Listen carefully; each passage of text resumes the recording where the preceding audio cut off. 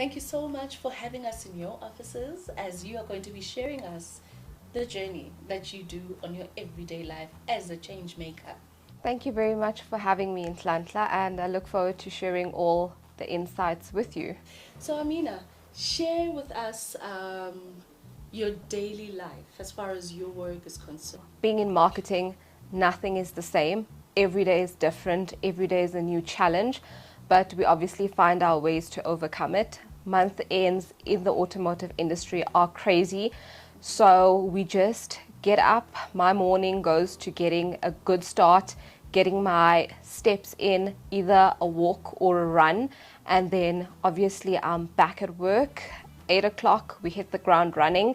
So it's basically a very disciplined kind of day. I try to accomplish all the tasks that are set out. And as we know, that automotive is always changing. So fingers on the pulse the entire day, right up until 5 o'clock, until everybody knocks off. But unfortunately in marketing, it's not like that. We're always there 24/7, 365. So, what made you pursue a career in marketing? I think even with the PR aspect that I've grown to love, it's actually very informative. It's very nice to be aware of what is going on around you, around your industry peers, and around your circles that you obviously are part of in general. Talking about 10 years ago, there are many things that we did not have that we do currently now. And one of them is the new designs of cars, the technology that's been introduced, and how the market of automobile has actually evolved. And this is bringing us to today's topic with the cars that you actually are working with every day. Tell us about the Beijing X55 in particular, because it's got so many features that 10 years ago it was taboo to think a car would have. So basically, I think the evolution of cars in general over the decade has been absolutely phenomenal. So we are basically seeing cars with technological advancements that we would have never thought possible. So coming back to the BAIC Beijing X55 range, I think in terms of that, we can obviously see how much particularly Asian brands have evolved. So we've got things such as the voice command, where it's absolutely convenient because you would obviously speak to your car and the car would execute your command based on what you'd like or what your need is. For example, in the BAIC X55, if I, for example, had to say, "Hello BAIC," which is the initiating command, "Please close all windows," I no longer have to manually go. I'm not sure if you remember, not too long ago we had the wind-up windows. So that is now a thing of the past. So you just have to initiate the command and it would be obviously done. So I think in terms of that, in terms of technological advancements, we've come a very, very long way in the automotive industry. BAIC has come into the automobile industry in South Africa as an Asian brand that customers are somehow warmly receiving it, and that's testament to them bagging 2 awards in 1 year. What does that say about the brand and the future of BAIC SA? So in Nhlanhla, I mean, that speaks for itself. It is an absolutely phenomenal achievement for a Chinese brand to receive 2 prestigious accolades in 1 year. One being the South African Car of the Year in the Compact Family segment, and one being the Top Gear South Africa Award. And this is testament to our customers, how they've been enjoying our vehicles. It's also a projection of that our vehicles are indeed versatile. They are capable and they are reliable.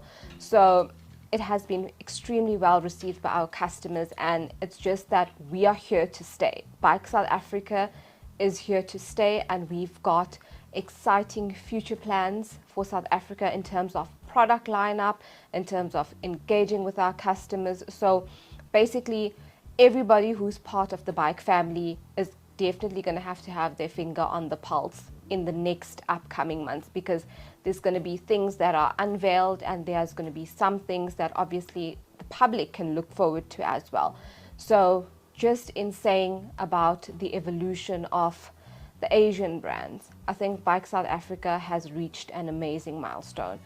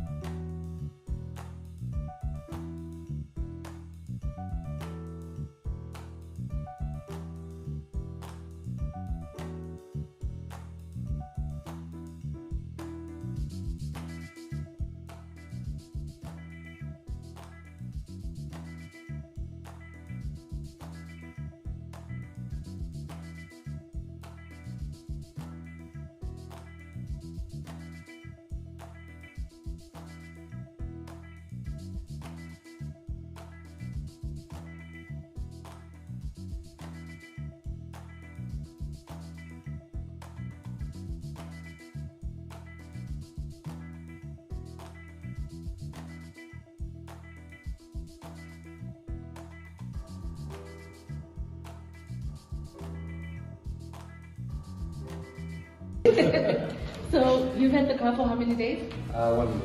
1 week, and how was the experience? It was great actually. I've always wanted to test out the bike, especially the X55, and testing out the X55 Plus. It was incredible. It certainly showcases how far Chinese manufacturers have come from the past to now.